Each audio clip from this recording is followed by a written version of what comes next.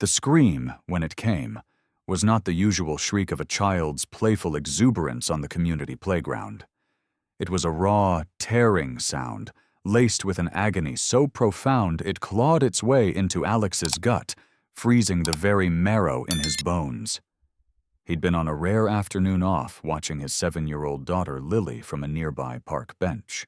Lily with her sunshine smile, and the gentle way she navigated the world despite the developmental delays that made her movements slower. Her speech sometimes hesitant, adored this playground. It was her kingdom. One moment she was attempting to climb the wooden ladder to the slide, her small hands determined. The next, that soul-shattering scream ripped through the otherwise peaceful afternoon. Alex was moving before the sound had fully registered his ears, as the police tactical unit leader kicking in his mind, processing threats and angles, even as a father's terror threatened to engulf him. He saw her first a splash of pink against the garish yellow of the slide structure. Then he saw the woman. Karen Brewster, a sour-faced busybody from their HOA, known for her constant complaints about noise and unruly children, was standing over Lily, something glinting in her hand. And Lily was pinned. Her small hands, her precious, delicate hands, were fixed to the thick wooden uprights of the playground structure, palms splayed dark metal heads stark against her pale skin. A guttural roar of disbelief and fury tore from Alex's own throat. He saw Karen Brewster step back, a look of chilling satisfaction on her face, that glinting object now revealed as a hammer. She dusted off her hands, her voice cutting through Lily's tortured cries, sharp and devoid of any human warmth. Well, that should teach her to stay out of the way of the other children. She's always too slow holding everyone up.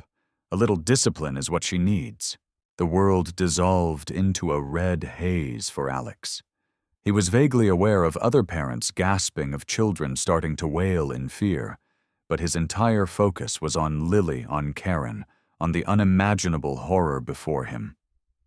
He covered the distance in seconds, his off-duty instincts screaming, his tactical mind already assessing the safest way to free his daughter. He shoved Karen Brewster aside with a force that sent her sprawling, his eyes never leaving Lily's terror-stricken face, her small body contorted in agony. Lily daddy's here, baby daddy's here. He reached her, his hands shaking so violently he could barely think. He saw the nails, thick, cruel, roofing nails driven through the flesh of her palms, pinning her to the wood. Bile rose in his throat. "Don't move, sweetie, I'm going to get you down." His voice was a ragged whisper, but his mind was already issuing commands, his training taking over the paralysis of pure horror. He barked orders to a stunned bystander, another father he vaguely knew. "Call 911, police ambulance now. Tell them officer needs assistance. Child pinned, suspect apprehended." Karen Brewster was scrambling to her feet, indignation warring with a flicker of something unreadable in her eyes. "How dare you? I was simply ensuring order. That child is a menace, always." Alex whirled on her, his face a mask of such cold, murderous rage that even she recoiled. "You did this," he snarled, his voice lethal. "You nailed my daughter's hands." He pulled out his service weapon, the movement fluid automatic. He wasn't thinking as a cop in that moment, only as a father whose child had been tortured. But then the training reasserted itself, a thin veneer of control over the inferno. He reholstered his weapon instead, producing his badge and cuffs. "Karen Brewster, you are under arrest for torture, aggravated child abuse, and attempted murder."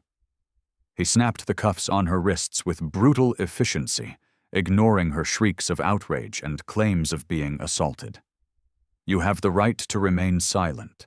I strongly suggest you exercise it."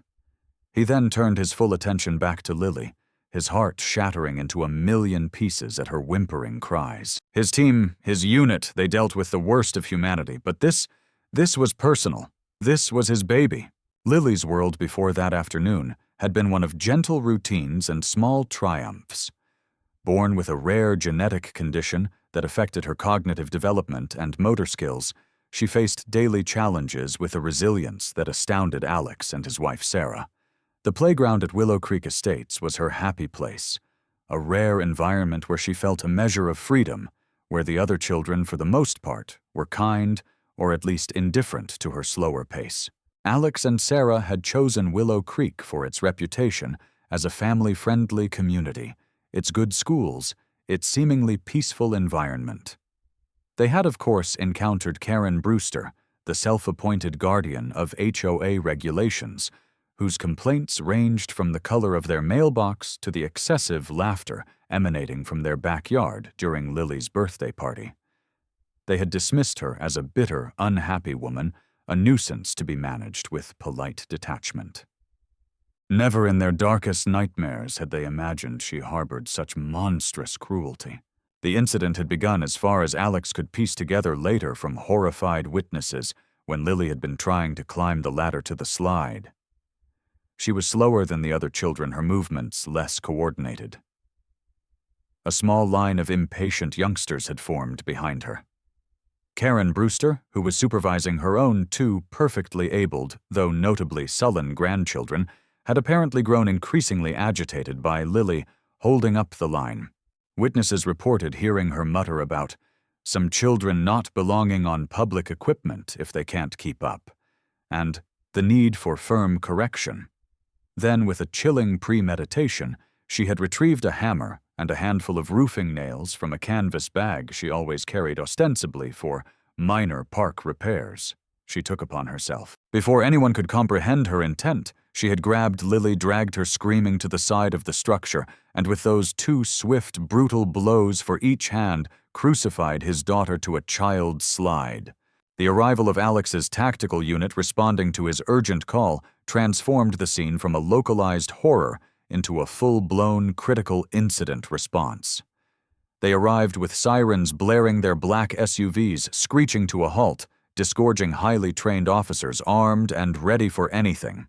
They found their leader not in command of a barricaded suspect or a hostage situation, but kneeling beside his own child, his face a mask of anguish, his hands gently supporting Lily's arms, trying to ease the strain on her impaled hands. The sight shook even these hardened veterans. The rescue was a delicate, agonizing procedure. Paramedics working under the protective cordon of Alex's team administered pain relief to Lily, whose screams had subsided into heartbreaking, gasping sobs. Alex, his voice now preternaturally calm, directed two of his most skilled tactical medics men, trained in emergency field surgery and complex extrication, as they carefully worked to free Lily's hands. They couldn't just pull the nails out. The risk of further tearing and nerve damage was too great. Using specialized cutting tools, they painstakingly snipped the nails between her flesh and the wood, then worked to gently dislodge the embedded shanks. Each tiny movement, each whimper from Lily was a fresh stab of agony for Alex. He held her gaze, murmuring words of love and reassurance, his heart breaking with every tear that tracked through the grime on her small face. Karen Brewster, meanwhile secured in the back of a patrol car, was not silent. She alternated between indignant shrieks about her rights threats against Alex's career, "I know people on the city council, you'll be fired for this, you thug," and chillingly rational explanations for her actions. She needed to learn her place, she was heard telling the arresting officer. Disabled children shouldn't be allowed to inconvenience normal families. It's about maintaining standards. Desarts. Her complete lack of remorse, her utter conviction in her own righteousness, was perhaps the most terrifying thing of all. Lily was rushed to the pediatric trauma unit, Alex by her side in the ambulance, Sarah meeting them there, her face a paper-white mask of horror when she saw her daughter's bandaged, bleeding hands. The initial prognosis was grim. Beyond the physical pain and the risk of infection, the doctors worried about nerve damage, loss of function, and the profound psychological trauma. Lily would need multiple surgeries, skin grafts, and months, if not years, of intensive physical and occupational therapy. And the mental scars, those might never fully heal. The days that followed were a living hell. Lily, heavily sedated, drifted in and out of consciousness, her small body fighting infection, her nights filled with terrifying dreams that had her waking with piercing screams. Alex and Sarah kept a constant vigil by her bedside, their lives reduced to the beeping of monitors and the hushed voices of medical staff. Alex threw himself into the investigation with a cold, relentless fury, delegating his tactical unit duties to his capable second-in-command. He wanted Karen Brewster to face the full force of the law. The charges were severe torture, multiple counts of felony child abuse, aggravated assault with a deadly weapon, and child endangerment. The district attorney, a seasoned prosecutor named Maria Sanchez, was personally handling the case, her expression grimly determined after viewing the preliminary evidence and hearing Karen Brewster's chilling statements. Karen, however, was not to be easily contained. Her wealthy, estranged husband, apparently shamed or pressured into action, hired a notoriously ruthless defense attorney, Julian Thorne. Known for his ability to create doubt where none existed and to destroy witnesses on the stand, Thorne immediately began a campaign to discredit Alex and the entire investigation. He filed motions claiming Alex as the victim's father, and a high-ranking police officer had a clear and undeniable conflict of interest and had tainted the entire evidence chain by being first on scene. He demanded Karen be released on bail, arguing she was a distressed grandmother who had snapped under pressure and was not a flight risk nor a danger to the community pending a full psychiatric evaluation. To Alex and Sarah's horror, and over the strenuous objections of the DA, the judge, citing lack of prior violent offenses on Karen's record, which was at that point true, granted bail with strict conditions, including electronic monitoring and a restraining order keeping her away from Lily, Alex, Sarah, and any playgrounds. Karen Brewster returned to her sterile, perfectly ordered house in Willow Creek, and the community held its breath. Parents kept their children indoors.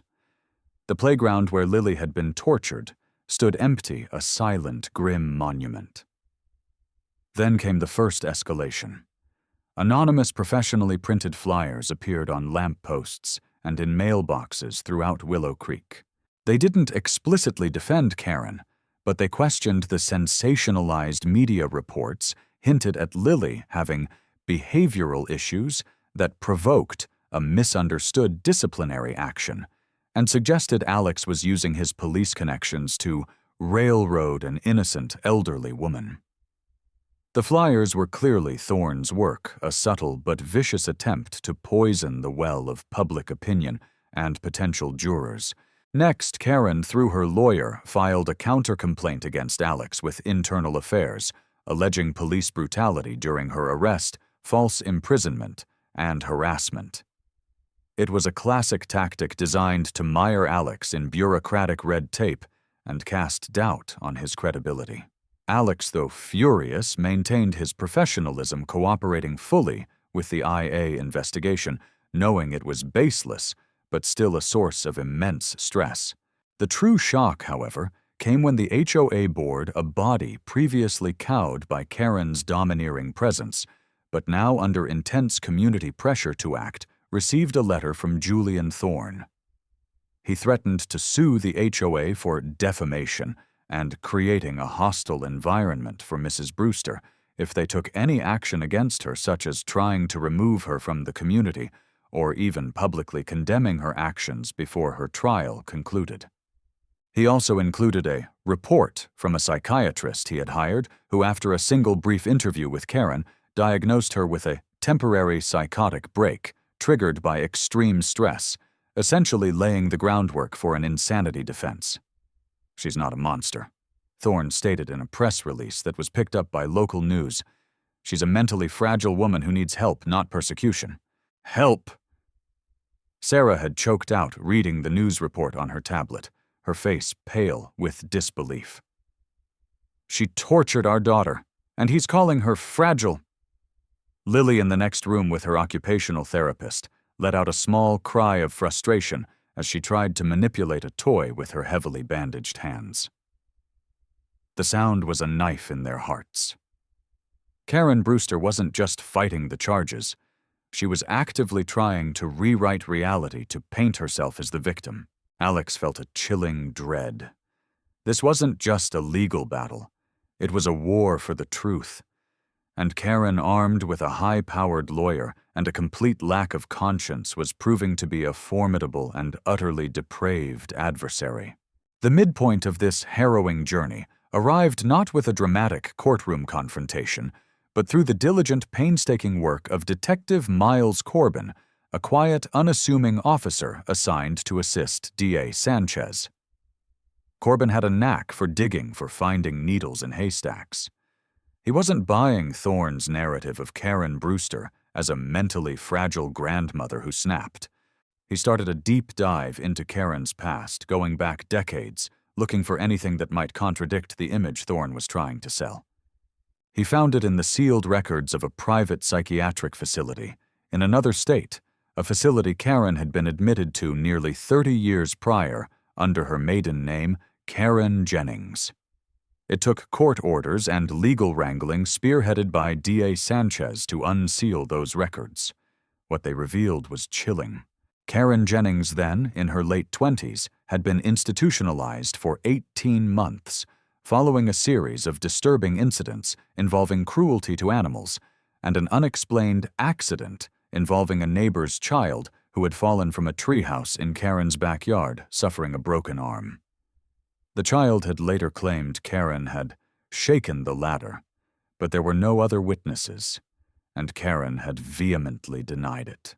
The diagnosis at the time, intermittent explosive disorder with pronounced narcissistic and sociopathic tendencies, and a recommendation for long-term intensive therapy and medication, which records showed she had discontinued shortly after her release. This was the bombshell they needed. This wasn't a temporary psychotic break. This was a long-standing pattern of deeply disturbed behavior, a capacity for cruelty that had been identified decades ago and apparently left untreated and unchecked. It explained her meticulous planning with the hammer and nails her chilling detachment, her complete lack of empathy for Lily. This wasn't a woman who had snapped. This was a predator who had finally found an opportunity to act on her darkest impulses. D.A. Sanchez immediately filed a motion to have Karen's bail revoked, arguing that this new information proved she was, in fact, a significant danger to the community, particularly to children. She also sought to have the court appoint its own independent psychiatric evaluators. Julian Thorne fought back furiously, accusing the prosecution of a vindictive smear campaign and arguing that decades-old irrelevant medical history was being dredged up to prejudice his client. The bail revocation hearing was tense. Detective Corbin testified calmly and methodically about his findings. The records themselves, though, redacted for certain privacies, painted a stark picture. Alex watched Karen Brewster as this information was presented. For the first time since her arrest, her composure seemed to falter. A flicker of something, fear, rage, crossed her features before being quickly suppressed. The judge, a stern, experienced jurist named Esther Goldberg, listened intently, her expression unreadable. After hours of legal arguments, Judge Goldberg made her ruling. Based on the new evidence presented, which strongly suggests a long-standing pattern of behavior and a potential misrepresentation of the defendant's psychological stability at the initial bail hearing, this court finds that Karen Brewster does indeed pose a demonstrable and ongoing risk to public safety, particularly to vulnerable individuals. Bail is hereby revoked. The defendant will be remanded into custody pending trial. Furthermore, the court orders a comprehensive independent psychiatric evaluation to be conducted by a panel of 3 court-appointed experts. A gasp went through the courtroom. Karen Brewster's face turned ashen. Thorne was on his feet, protesting vehemently, but Judge Goldberg cut him off with a sharp rap of her gavel. "Mr. Thorne, Your objections are noted. Court is adjourned." Alex felt a surge of grim satisfaction quickly tempered by the long road still ahead. Karen was back behind bars where she belonged, but the fight for justice for Lily was far from over. This revelation, however, had changed the landscape. Karen was no longer a misunderstood grandmother. She was a woman with a documented history of dangerous tendencies, and the world was finally beginning to see it. The playground where Lily suffered stood as a stark reminder of the evil they confronted, but now a sliver of hope, hard-won and fragile, began to penetrate the darkness. The community playground in Willow Creek Estates remained eerily deserted in the weeks leading up to Karen Brewster's trial, the bright plastic and wood a silent testament to the horror that had occurred. The HOA board, now fully supportive of Alex and Sarah, had it professionally cleaned and inspected, but no parent felt safe letting their children near it. Instead, a spontaneous memorial of teddy bears, flowers, and handwritten cards for Lily had sprung up at its entrance. The trial itself became the focal point for the community's fear, anger, and hope for justice. It was held in the county's largest courtroom, packed every day, with residents, media, and child advocacy groups.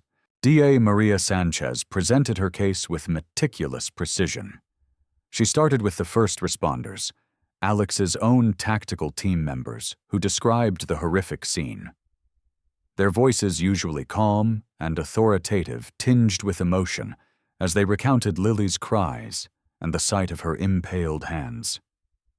Paramedics testified to the severity of her injuries, the delicate extrication. Then came the eyewitnesses, other parents from the playground, their voices trembling as they described Karen's chilling pronouncements and her utter lack of remorse as she hammered nails into a screaming child's hands.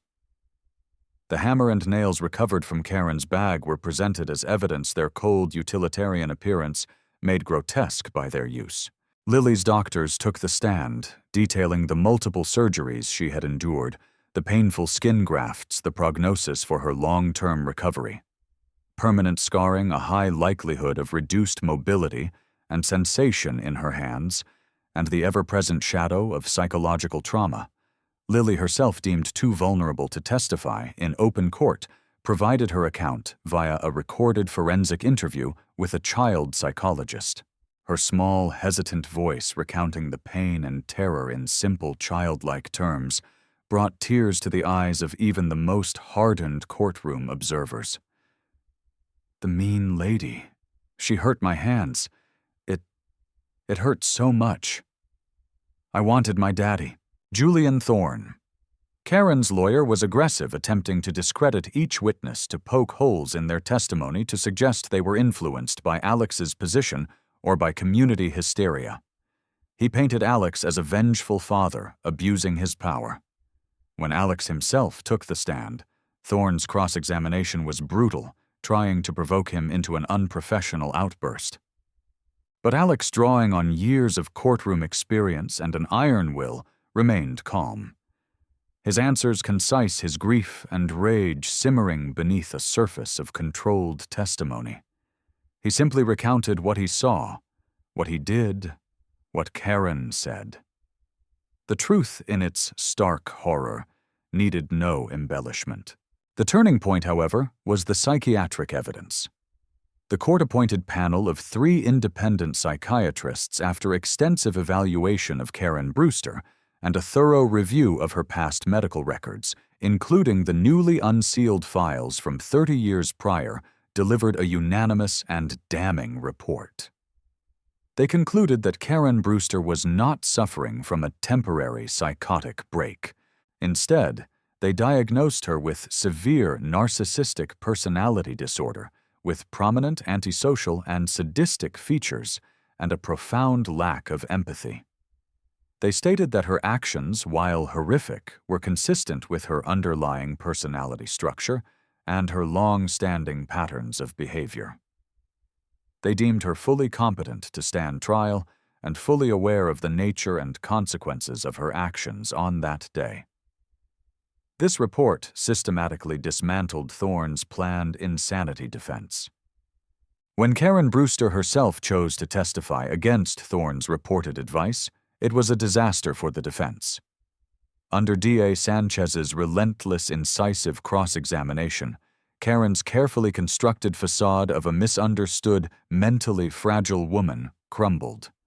She became defensive, then aggressive, then chillingly cold as she attempted to justify her actions. "That child was a nuisance," she spat, her voice venomous. "Someone had to teach her discipline. She was always getting in the way, slowing things down. Our community has standards. Children like that, they disrupt the natural order." A collective gasp went through the courtroom. Even Thorne looked horrified by his client's outburst. In that moment, Karen Brewster revealed her true self, not a victim of mental illness in the way Thorne had portrayed, but a cruel, calculating individual who saw a disabled child as an inconvenience to be brutally corrected. The closing arguments were powerful.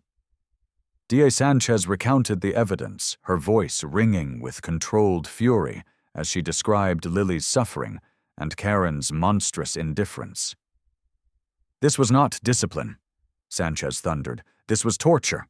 This was an act of unspeakable cruelty inflicted upon a defenseless child by an adult who saw her not as a human being, but as an obstacle. Justice for Lily demands nothing less than holding Karen Brewster fully accountable for her depraved actions." Thorne's closing was subdued, almost perfunctory. He reiterated his client's alleged mental fragility, but the impact of Karen's own testimony had rendered his arguments hollow. The jury deliberated for less than 4 hours. The courtroom was silent, tense, as the foreperson handed the verdict to the bailiff. Alex gripped Sarah's hand, his heart pounding. Judge Goldberg read the verdict. "On the count of torture, we the jury find the defendant, Karen Brewster, guilty. On the count of felony child abuse, guilty. On the count of aggravated assault with a deadly weapon, guilty." A wave of emotion washed over Alex. Relief, grief, a grim sense of vindication. Sarah wept silently beside him. Karen Brewster sat ramrod straight, her face impassive, but a muscle twitched uncontrollably in her jaw. The climax had arrived not with shouting or violence, but with the quiet, inexorable weight of justice. The sentencing of Karen Brewster took place a month later. The courtroom was once again filled a somber air, replacing the earlier tension. Lily, though still undergoing painful therapy, had made remarkable progress. Her physical wounds were healing, though the scars on her small hands would remain. Her spirit, buoyed by the love of her family and the outpouring of support from the community, was slowly mending. She had even started to draw again, her grip awkward, but determined, her pictures filled with sunshine and flowers, a testament to her incredible resilience. She was not present at the sentencing, but Alex and Sarah were there representing her, representing all vulnerable children. D.A. Sanchez argued for the maximum possible sentence, citing the extreme brutality of the crime, Lily's profound suffering, and Karen's complete lack of remorse and ongoing danger to society. Julian Thorne, looking defeated, offered a weak plea for leniency, referencing Karen's age and her troubled mind. But it was clear his heart wasn't in it. Judge Goldberg, before delivering her sentence, spoke directly to Karen Brewster. Her voice filled with a cold, righteous anger. "Mrs. Brewster, in my many years on the bench, I have encountered few acts as wantonly cruel and morally bankrupt as yours. You targeted a disabled child, an innocent for no reason other than your own perverse sense of order and a chilling disdain for those you deemed lesser. You inflicted not just physical pain, but a terror that no child should ever experience. Your actions have shocked the conscience of this community and demonstrated a profound depravity. You are in no uncertain terms a danger to society." The sentence was severe. Karen Brewster was sentenced to life in prison with the possibility of parole, only after serving a minimum of 30 years. Given her age, it was effectively a life sentence. She was also ordered to have no contact, direct or indirect, with Lily or her family ever again. As she was led away by the bailiffs, Her face finally contorted into a mask of disbelief and rage. A small measure of peace settled over Alex and Sarah. It wasn't a victory because Lily's suffering could never be undone, but it was accountability. It was justice. In the aftermath, Willow Creek began to heal. The HOA board, under new leadership, established a fund for Lily's ongoing medical care and future needs. They also worked with child psychologists and playground designers to completely renovate the community playground, making it more inclusive, more accessible, and a vibrant, welcoming space for all children. It was dedicated as Lily's Garden of Friends, a place of joy meant to erase the memory of the horror that had transpired there. The day it reopened, Lily, her hands still bandaged, but her smile radiant, was the first to try the new specially adapted swing, her laughter echoing through the park, a sound of pure, unadulterated happiness. Alex returned to his role as tactical unit leader, his resolve to protect the innocent strengthened by his own family's ordeal. Sarah became a fierce advocate for children with disabilities, working to raise awareness and promote inclusion. Lily, with her indomitable spirit, continued to defy expectations, her progress a daily miracle. The scars on her hands were a permanent reminder of what she had endured, but they did not define her. She was defined by her courage, her laughter, her capacity for love. The community of Willow Creek, once shaken to its core by an act of unimaginable cruelty, emerged stronger, more united, more compassionate. They had faced down a monster in their midst and had chosen kindness, support, and resilience. The darkness had been profound, but the light embodied in the spirit of a little girl named Lily and the collective heart of a community that rallied around her proved even stronger, leaving a lasting legacy of hope and the enduring power of human decency in the face of depravity.